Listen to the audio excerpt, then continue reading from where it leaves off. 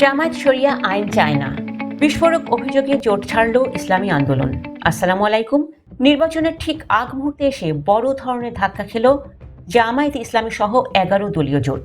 যে ঐক্যের ডাক দিয়ে তারা মাঠে নেমেছিল, সেই ঐক্য থেকে বেরিয়ে যাওয়ার আনুষ্ঠানিক ঘোষণা দিয়েছে চরমোনাই পীরের নেতৃত্বাধীন দল ইসলামী আন্দোলন বাংলাদেশ।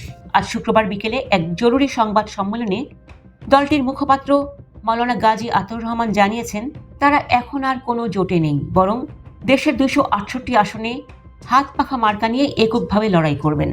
কেন এই হুট করে জোট ত্যাগ? জামায়াতের বিরুদ্ধে কি এমন অভিযোগ আনল চরমোনাইয়ের দল? বিস্তারিত থাকছে প্রতিবেদনে। ইসলামী আন্দোলনের পক্ষ থেকে 4টি সুনির্দিষ্ট কারণ তুলে ধরা হয়েছে। প্রথমত, ইনসাফের প্রশ্নে জামায়াত তাদের সাথে বৈষম্য করেছে বলে দাবি তাদের। দ্বিতীয় এবং সবচাইতে বিস্ফোরক অভিযোগটি হল, জামায়াত আমির ডাক্তার শফিকুর রহমান খ্রিস্টান সম্প্রদায়কে কথা দিয়েছেন যে তারা ক্ষমতায় গেলে শরিয়া আইন প্রতিষ্ঠা করবেন না। চরমোনাই পীরের দলের দাবি, তারা ইসলাম প্রতিষ্ঠার জন্য রাজনীতি করেন, কিন্তু জামায়াত এখন প্রচলিত আইন অনুযায়ী দেশ চালানোর কথা বলে তাদের মূল লক্ষ্য থেকে বিচ্যুত হয়েছে। সংবাদ সম্মেলনে আরও একটি বড় অভিযোগ তোলা হয়েছে। ইসলামী আন্দোলনের দাবি, জামায়াত আমির তাদের সাথে আলোচনা না করেই বিএনপির নেতা তারেক রহমানের সাথে সমঝোতার কথা বলছেন। এতে চরমোনাইয়ের দলের মনে সন্দেহ তৈরি হয়েছে যে আসন্ন নির্বাচনটি কোনো পাতানো নির্বাচন হতে যাচ্ছে কিনা।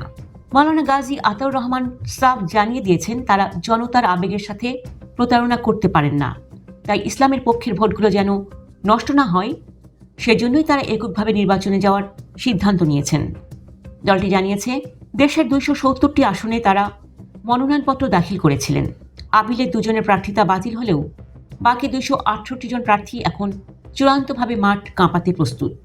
তাদের নির্দেশ দেওয়া হয়েছে, একজনও যেন মনোনয়ন প্রত্যাহার না করেন। জামায়াতকে বড় শক্তি হিসাবে স্বীকার করলেও নৈতিক ও আদর্শিক জায়গা থেকে ইসলামী আন্দোলন নিজেদের কারোর চেয়ে দুর্বল মনে করেন না। এই ভাঙনের ফলে এখন ভোটের লড়াইয়ে ত্রিমুখী বা চতুর্মুখী প্রতিদ্বন্দ্বিতার সম্ভাবনা তৈরি হলো। চরমোনাই পীরের এই সিদ্ধান্ত কি জামায়াতকে দুর্বল করে দেবে, নাকি এর ফলে বিএনপি জামায়াত মেরুকরণ আরও স্পষ্ট হবে? আপনার কি মনে হয়, ইসলামী আন্দোলনের জোট ত্যাগ কি সঠিক সিদ্ধান্ত? কমেন্টে আপনার মতামত জানান। ত্রয়োদশ জাতীয় সংসদ নির্বাচনের প্রতিটি মুহূর্তের আপডেট সবার আগে পেতে আমাদের চ্যানেলটি সাবস্ক্রাইব করে বেল আইকনটি বাজিয়ে দিন। ধন্যবাদ। আল্লাহ হাফেজ।